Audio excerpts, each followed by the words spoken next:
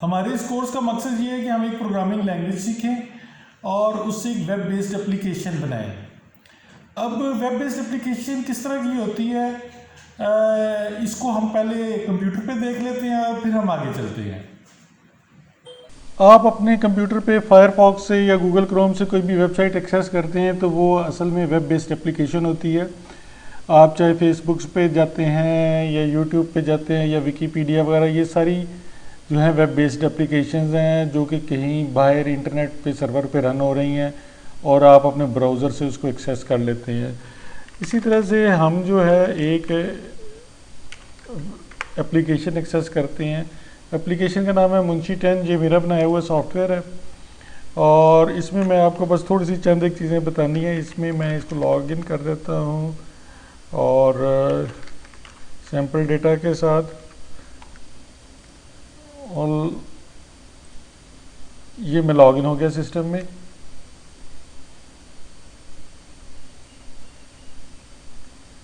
और मेरे सामने आप देख रही हैं ये एक मेन्यू आ गया है, लेफ़्ट साइड पे और राइट साइड पे एक स्क्रीन आई हुई है। अब मैं इधर कस्टमर्स, मेरे पास कस्टमर्स का टैब है, यह सब मेन्यू है जहाँ से मैं कस्टमर को ऐड कर सकता हूँ या किसी कस्टमर को मैंने सर्च करना है तो इधर क्लिक करके मैं उसको सर्च कर सकता हूँ। कस्टमर की जो इन्फॉर्मेशन मैंने देखनी है, सिटी देखना है उसका, उसको टिक लगा दूँगा, या नंबर देखना है उसको टिक लगा दूँगा, ईमेल नहीं देखनी है उसका टिक ख़त्म कर दूँगा। इस तरह करके मैं कंटिन्यू करूँगा तो वो मुझे दोबारा से इन्फॉर्मेशन मिल जाएगी। इसी तरह से मैं जो है सप्लायर्स देखना चाहूँ तो यहाँ पे आके मैं वेंडर्स देख सकता हूँ, यानी सप्लायर्स जो हैं जो कंपनी को सामान सप्लाई करते हैं। बहरहाल ये इस सॉफ्टवेयर में तो बहुत ज़्यादा डिटेल है। हमने जो सॉफ्टवेयर बनाना है वो सिंपल होगा, लेकिन उसमें भी इसी तरह से सारे फीचर्स मौजूद होंगे और उसमें भी इसी तरह से मेन्यू होगा और डेटा होगा। ये डेटा आप जितना भी देख रहे हैं, ये जितना फ्रंट एंड है ये प्रोग्रामिंग लैंग्वेज से बना हुआ है और जो डेटा नज़र आ रहा है वो डेटाबेस में स्टोर हुआ है। अच्छा, इधर अगर आप देखें ना, आप राइट क्लिक करके view page source, view this frame करके व्यू फ्रेम सोर्स करते हैं तो आपको ये जो लैंग्वेज नज़र आ रही है ना, ये है HTML है। ये देख रहे हैं, ये जितनी भी लैंग्वेज है ये HTML है और इसके अंदर ये जावास्क्रिप्ट है।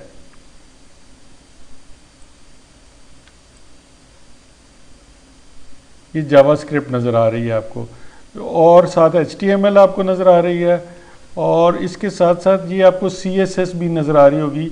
इसको मैं क्लिक करता हूँ तो ये CSS भी इधर नज़र आ जाती है। तो ये जो हमारे सामने डिस्प्ले हो रहा है वो जावास्क्रिप्ट, HTML और CSS है। जिस प्रोग्रामिंग लैंग्वेज में ये एप्लीकेशन बनी हुई है वो प्रोग्रामिंग लैंग्वेज हमारे सामने डिस्प्ले नहीं होती, और वो कहाँ पे होती है वो मैं भी आपको इसी वीडियो में बताता हूँ कि वेब बेस्ड एप्लीकेशन का आर्किटेक्चर क्या होता है। तो अब आपने समझ लिया है कि जी वेब बेस्ड एप्लीकेशन कैसे होती है। हमारी भी इसी तरह की जो हम इस कोर्स में बनाएंगे एप्लीकेशन इसी तरह की होगी, लेकिन ज़रा सिंप्लीफाइड होगी। और इधर से मैं अब यूज़र्स हैं, इसमें कौन कौन लॉगिन हो सकता है वही उनकी डिटेल है। और अब मैं इसको लॉग आउट कर देता हूँ और मैं वापस आ गया। अच्छा, अभी आपने देखा है कंप्यूटर स्क्रीन पे कि वेब बेस्ड एप्लीकेशन क्या होती है। मैं आपको थोड़ा सा बोर्ड पे इसको एक्सप्लेन कर देता हूँ। ये आप ऐसे समझ लें, ये आपका कंप्यूटर है और उस पर फायरफॉक्स रन हो रहा है या गूगल क्रोम रन हो रहा है और या मोजिला रन हो रहा है। इसको प्रोग्रामिंग की टर्मिनोलॉजी में कई दफ़ा क्लाइंट भी कहा जाता है। और इसमें आप एड्रेस देते हैं facebook.com या जैसे मैंने अभी दिया था munshi10.net देते हैं तो वो आपके सामने वेब पेज आ जाता है और आप इधर वेब पेज देख लेते हैं। और फिर इस जगह पे ये वेब पेज कहाँ से आ रहा होता है, दूर किसी जगह पे कोई सर्वर्स हैं जहाँ पे वो एप्लीकेशन स्टोर हुई है।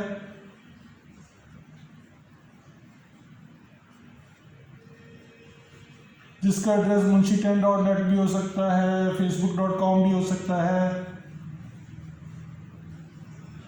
या कुछ भी हो सकता है। ये हमारा सर्वर है और ये हमारा क्लाइंट है। अब जो हमारी एप्लीकेशन है वो हमारी सर्वर पे रन होती है। अगर हमने PHP में कोई एप्लीकेशन बनाई है तो वो सर्वर पे रन होगी और सर्वर से वो एप्लीकेशन एक वेब पेज जनरेट करेगी और वेब पेज जो है वो आपके ब्राउज़र में डिस्प्ले हो जाएगा। तो इसको अगर हम मज़ीद देखें तो वो कुछ इस तरह से होगा कि सर्वर पे PHP रन होगी और साथ ही डेटाबेस होगा जो कि हमारे केस में MySQL होगा।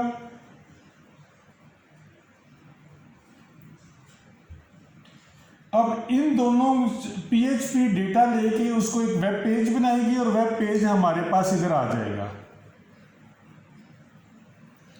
और ये वेब पेज बना होगा HTML से, CSS से और जावास्क्रिप्ट से।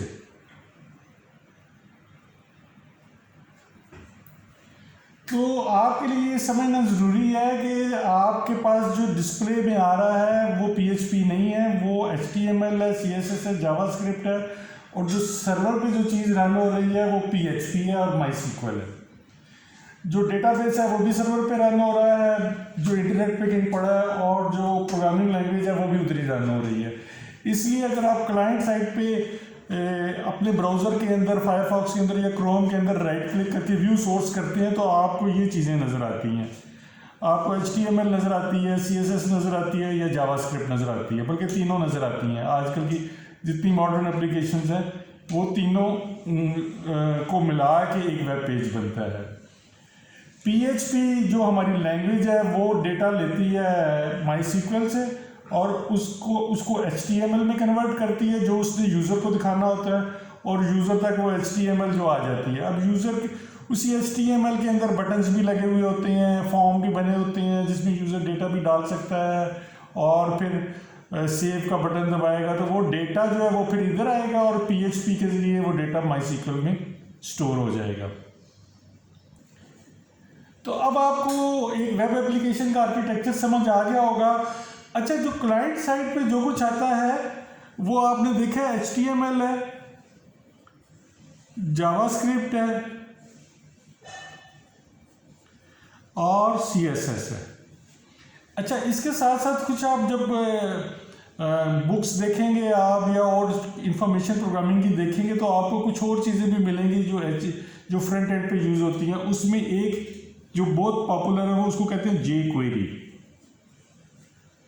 और एक दूसरी जो है बूटस्ट्रैप।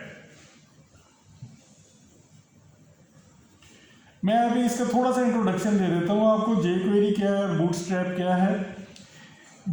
जावास्क्रिप्ट में हम जावास्क्रिप्ट भी प्रोग्रामिंग लैंग्वेज है, लेकिन ये प्रोग्रामिंग लैंग्वेज ब्राउज़र में रन होती है, सर्वर पे रन नहीं होती। सर्वर पे मैंने आपको बताया कि हमारे पास सिर्फ PHP रन हो रही है। तो क्लाइंट साइड पे हमारे पास HTML प्रोग्रामिंग लैंग्वेज नहीं है। HTML सिर्फ एक प्रेजेंटेशन लैंग्वेज है, डिस्प्ले देती है।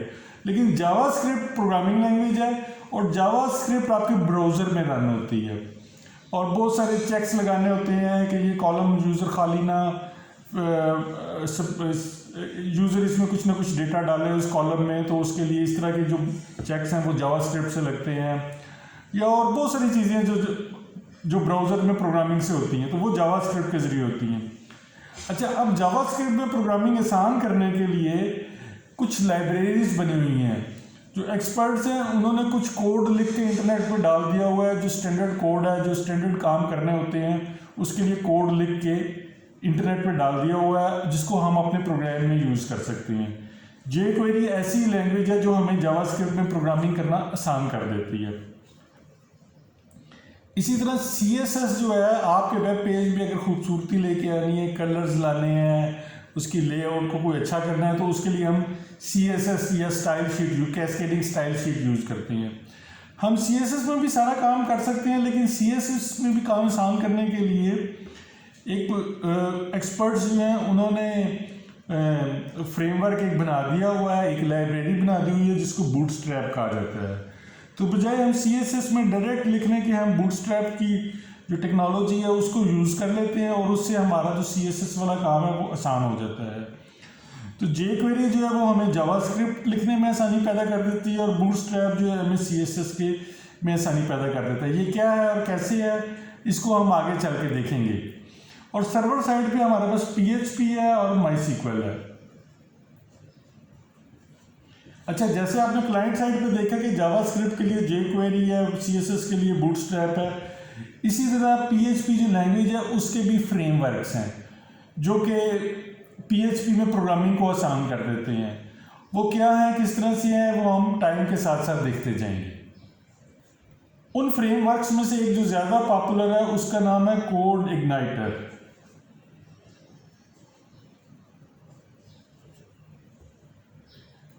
इससे ये होता है कि हम जो PHP में प्रोग्रामिंग कर रहे हैं वो कुछ आसान हो जाती है और हमें बार बार जो रिपीट करने वाले टास्क हैं, जो कॉमन टास्क हैं, उसका बना बनाया कोड इस लाइब्रेरी से मिल जाता है। और लेकिन हम अपनी प्रोग्रामिंग को आसान करने के लिए हम एक और तरीका यूज़ करेंगे, वो आप नेक्स्ट चैप्टर में देखिएगा। अच्छा, अभी जो अहम बात ये है कि आपके पास ये वाला पार्ट तो है जिसको हम क्लाइंट कह रहे हैं, क्योंकि आपके पास ब्राउज़र है जहाँ से आप किसी भी वेब एप्लीकेशन को एक्सेस कर लेते हैं। लेकिन अभी तक आपके पास ये वाला पार्ट नहीं है, सर्वर। जब आपने PHP में प्रोग्रामिंग करनी है तो फिर आपको सर्वर भी चाहिए। अब आप वो सर्वर कहाँ से लेके आएंगे? एक तरीका तो ये है कि आप इंटरनेट पे जाएं और उधर से सर्वर जो है परचेज करें और फिर अपनी जो प्रोग्रामिंग है वो आप उधर अपलोड कर दें और उधर से उसको रन करें। वो भी दुरुस्त है और वो हम बाद में करेंगे। लेकिन पहले हमने क्या करना है कि हमने अपने कंप्यूटर पे ये सर्वर इंस्टॉल कर देना है। उसके लिए हम क्या करेंगे, उसके लिए एक सॉफ्टवेयर है उसको कहते हैं XAMPP। ये सॉफ्टवेयर जो है इसको हम अपने कंप्यूटर पे इंस्टॉल करेंगे तो क्लाइंट तो ऑलरेडी हमारे पास था, अब हमारे पास सर्वर वाला पार्ट भी आ जाएगा। XAMPP को इंस्टॉल करेंगे तो ये PHP को भी इंस्टॉल कर देगा, ये MySQL को भी इंस्टॉल कर देगा और भी बहुत सारी चीज़ें इंस्टॉल कर देगा।